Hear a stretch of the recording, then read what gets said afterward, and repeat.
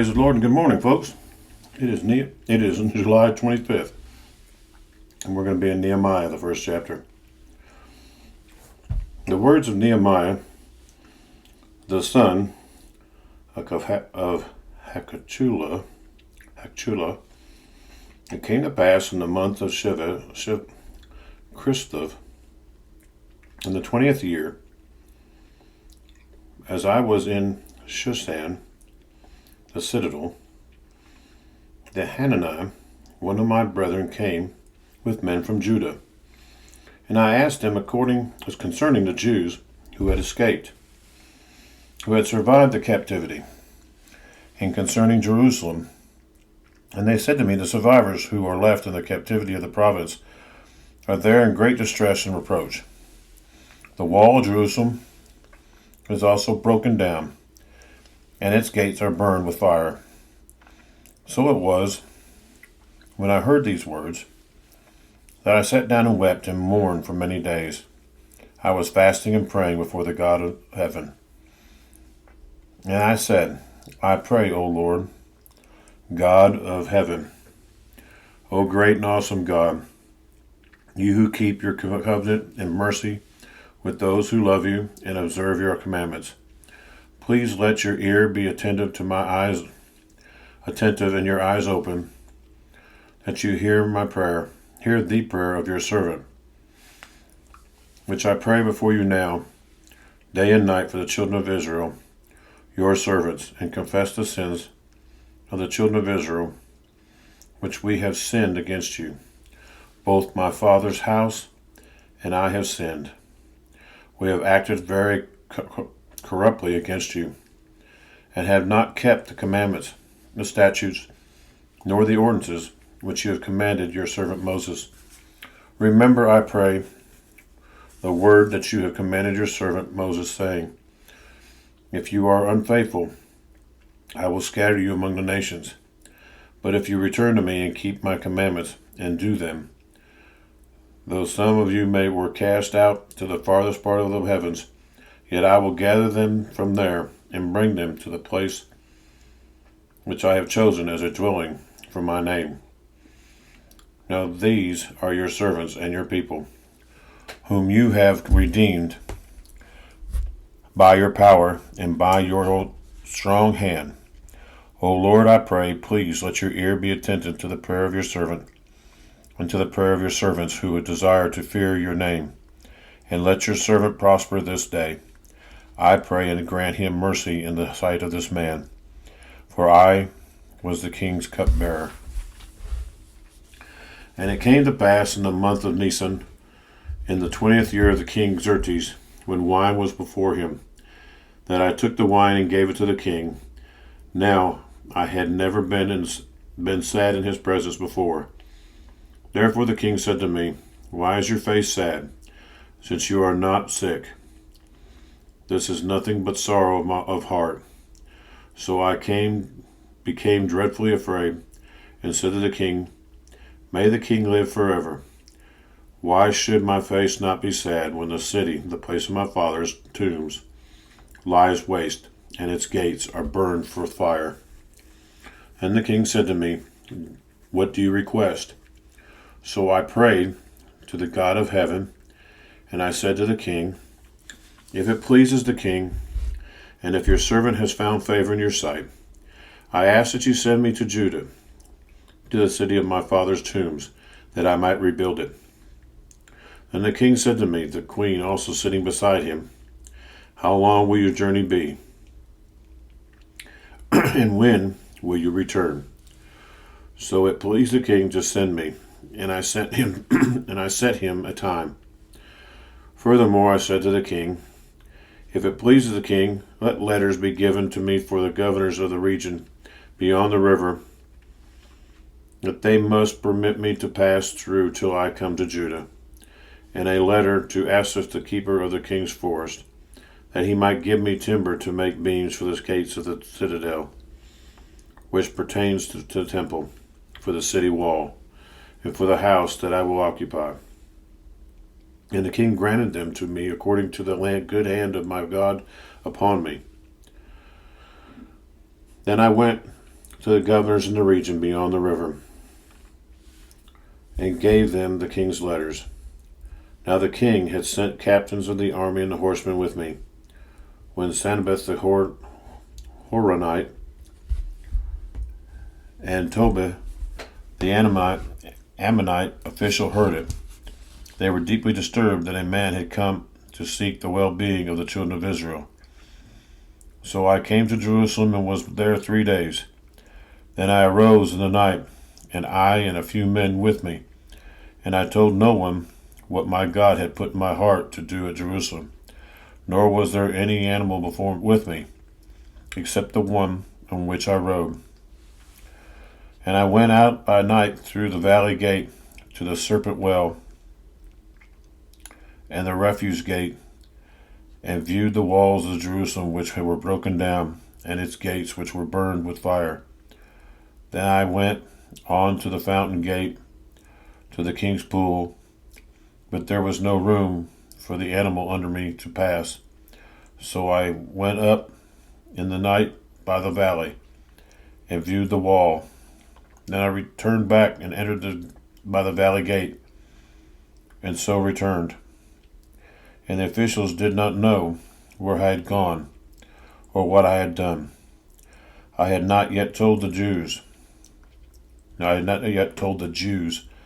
the priests, the nobles, the officials, or the others who did the work. Then I said to them, "You see the distress that we are in, how Jerusalem lies waste, and its gates are burned with fire. Come, let us build the wall of the Jerusalem, that we may no longer be a reproach."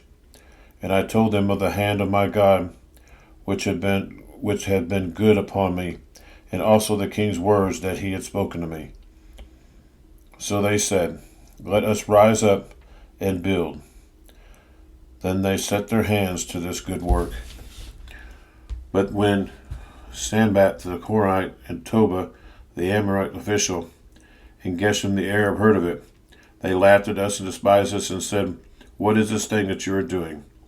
You will rebel against the king. Will you rebel against the king?" So I answered them and said to them, "The God of heaven himself will prosper us. Therefore, we, his servants, will arise and build. But you have no heritage or right or memorial in Jerusalem."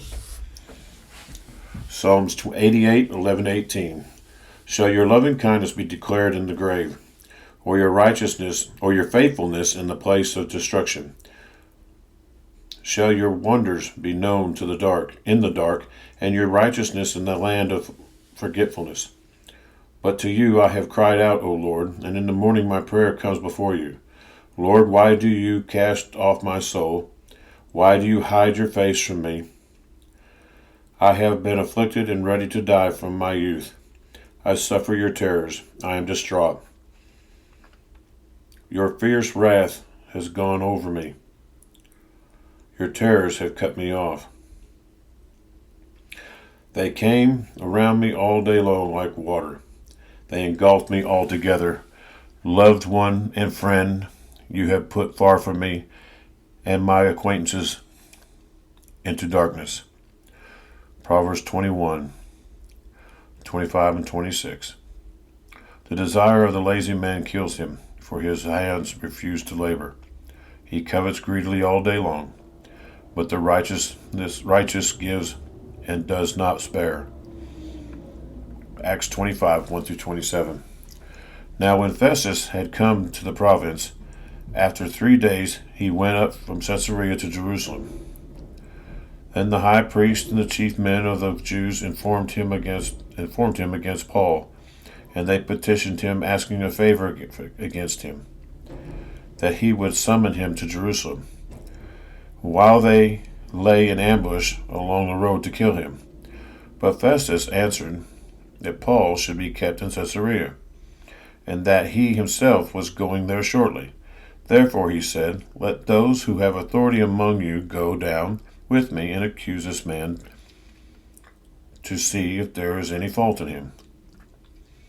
And when he had remained among them for more than 10 days, he went down to Caesarea. And then the next day, sitting on the judgment seat, he commanded Paul to be brought.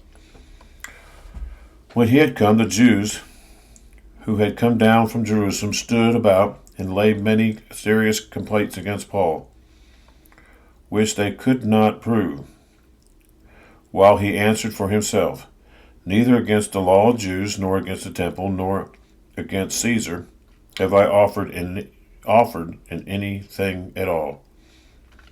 But Festus, wanting to do the Jews a favor, answered Paul and said, "Are you willing to go up to Jerusalem and there be judged before me concerning these things?" So Paul said, "I stand at Caesar's judgment seat, where I ought to be judged. To the Jews I have done no wrong, as you very well know. For if I am an offender, or have committed anything deserving of death, I do not object to dying. But if there is nothing in these things of which these men accuse me, no one can deliver me to them. I appeal to Caesar." Then Festus, when he had conferred with the council, answered, "You have appealed to Caesar. To Caesar you shall go." And after some days, King Agrippa and Bernice came to Caesarea to greet Festus. When they had been there many days, Festus laid Paul's case before the king, saying, "There is a certain man left a prisoner by Felix, about whom the chief priests and the elders of Jews informed me when I was in Jerusalem, asking for a judgment against him. To them I answered, it is not the custom of Romans to deliver any man to destruction before the accused meets the accusers face to face and has opportunity to answer for himself concerning the charge against him. Therefore, when they came together without any delay, the next day I sat on the judgment seat and commanded the man to be brought in. When the accusers stood up, they brought no accusation against him of things I am supposed, but had some questions against him about their own religion and about a certain Jesus who had died, whom Paul affirmed to be alive. And because I was uncertain of such questions, I asked whether he is willing to go to Jerusalem and there be judged accordingly concerning these matters. But when Paul appealed to be reserved for the decision of Augustus, I commanded him to be kept till I could send him to Caesar. Then Agrippa said to Festus, I also would like to hear the man myself. Tomorrow, he said, you shall hear him. So the next day, when Agrippa and Bernice had come with great pomp, and had entered the auditorium with the commanders and the prominent men of the city, at Festus' command Paul was brought in.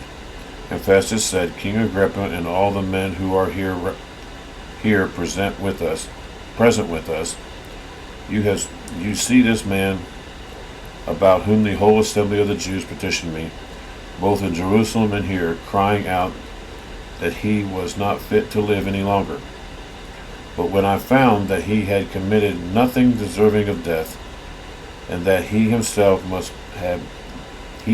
had appealed to Augustus, I decided to send him.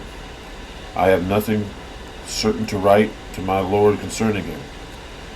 Therefore I have brought him out before you, especially before you, King Agrippa, so that after the examination was taken place, I might have something to write, for it seems to me unreasonable to send a prisoner and not to specify the charges against him. Thank you, folks, and we'll see you next time.